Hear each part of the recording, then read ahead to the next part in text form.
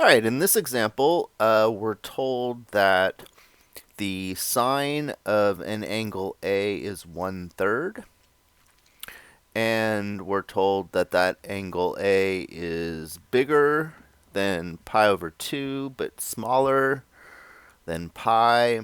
If we think about what that means, bigger than pi over 2, that would be pi over 2, so we need to be bigger than pi over 2, and that's that part. And then we also want to be smaller than pi, so we want to be smaller than pi, and that's why we can conclude that A is in the second quadrant. And then we're asked to find the cosine of A. Um, there are a variety of ways to do this, but with what we've studied thus far, the most sensible approach is probably to use the Pythagorean identity, because the Pythagorean identity links sine and cosine together in one equation, and when you know one of the two values, here we know the sine value, we can use the Pythagorean identity to find the other value, cosine of A.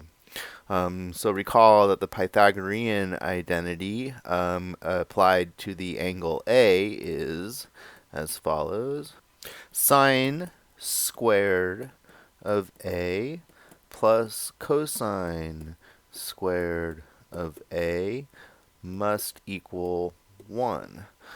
And in this case, we know what the sine value is. So this number, sine of A that's squared, we know is 1/3, because sine of A is 1/3.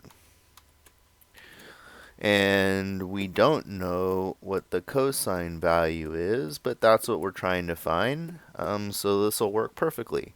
Let's just quickly solve this equation. So when we square 1/3, we'll get 1/9 plus cosine squared of A equals 1. So cosine squared of A will equal 1 minus 1/9. So cosine of A will equal, that's going to be 8/9, and if we square root both sides to get rid of the square on the cosine, we can get our result. And we could take the square root of the top and the square root of the bottom. To simplify this, the square root of the bottom is very easy. Square root of 9 is 3. And the square root of 8 we can compute by recognizing that 8 equals 4 times 2.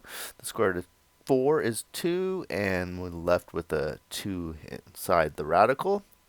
And what we have to always remember when we're using Pythagorean identity to find, for example, a cosine value is that in this step where we take the square root, we open the door for two possibilities.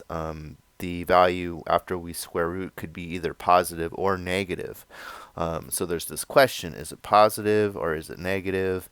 And that's where the information about the quadrant is relevant.